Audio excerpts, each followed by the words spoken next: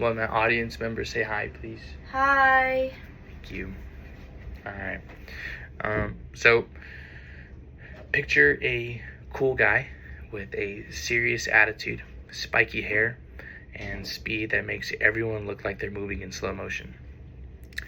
The blue blur was the total opposite of the careful, step-by-step platform games people were used to in the early 90s. In 1991, the world met him as Sonic the Hedgehog, along with the catchphrase, "Gotta go fast." Sonic didn't just land as just another mascot. He hit as a full-on pop culture moment, and he helped define a whole era of gaming. Today, we'll look at how his character came together, what he changed about games, and why his name still carries on in pop culture. Now, what's the origin of this character and who is he? Right? Well, Sonic the Hedgehog is a well-known blue anthropomorphic hedgehog who became Sonic's face in the early 90s.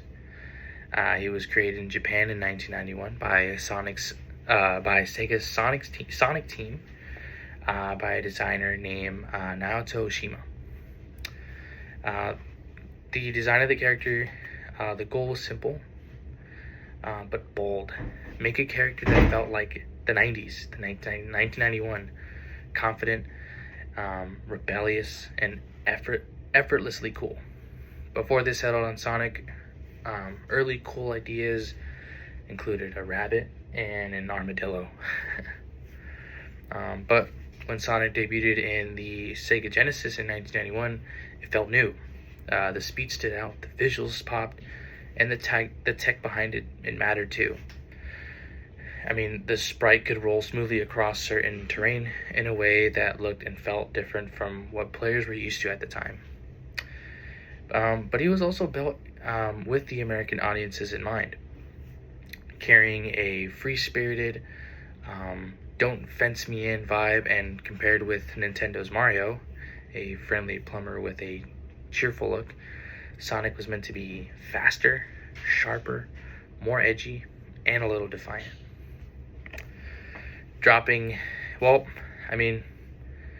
Sonic changed gaming and he revolutionized it. See, dropping into the 1990s, Sonic didn't just join the platform genre, he shook it up. Before Sonic, platformers leaned into like careful timing, measured jumps, and slow deliberate movement. But Sonic pushed momentum and speed to the front, asking players to lean into the rush, to accept the chaos, and to chase the feeling of excitement. And with all that, Sonic started a rivalry. See, Sonic's rivalry with Mario helped spark the console war. And that competition didn't just sell systems, it pushed the industry. Sonic put pressure on Nintendo's dominance, and the market started paying closer attention to faster hardware, marketing with more attitude. And later, as gaming shifted to 3D, Sonic did have a bit of a redesign, but it was to fit that space, and which opened the doors to more stories leaning more into narratives and character. But even outside his main series, Sonic has shown that he can fit into a lot of styles. He appeared in racing games, he's teamed up and gone against Mario in Olympic titles, and stepped into like RPG-like adventures. His movies also changed how people look at video games, at video game adaptations, showing that they can land with audiences when the creators respect the source material and pay attention to what fans care about. But Sonic the Hedgehog is more than just a video game. He's a cultural icon, and he's had lots of influences. See, Sonic's reach goes far beyond the controller. Alongside countless games, he's been the star of like animated shows, comic books, and in 2020 he launched a live action film series that turned into a major success. The impact goes big, that people even claimed he was, it was, his influence was so big at the time. I mean, at some point he was more recognizable than Mickey Mouse, which is crazy.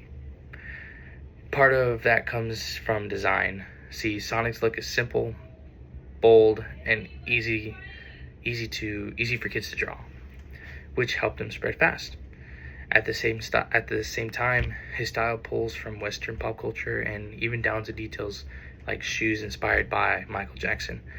And Michael Jackson's influence had he made music for the series too. So, but then there's his attitude and what the character stands for. See, Sonic's outlook is tied to sincerity, freedom, loyalty, and refusing to quit. And he relies on his friends and steps in when others are being pushed around. He's often described as like the wind, living on his own terms while protecting others. See, pop culture absorbed him completely and immediately. See, Sonic shows up in clothing lines, sweatshirts, sneakers, and the music from his games are casually listened to and remixed constantly by fans and enthusiasts. His snarky lines and confident vibe have stuck around for decades, and that instant recognition still works on people of all ages. And to conclude, Sonic the Hedgehog wasn't just a game changer. He arrived like a burst of color, speed, and attitude that caught the industry off guard.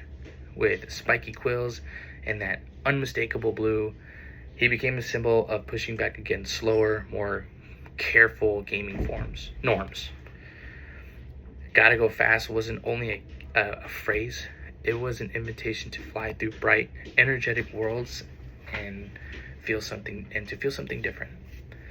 Over time, Sonic has shifted the trends while staying familiar to the fans who grew up with him, and has looked interesting for, newer fans that just discovered him.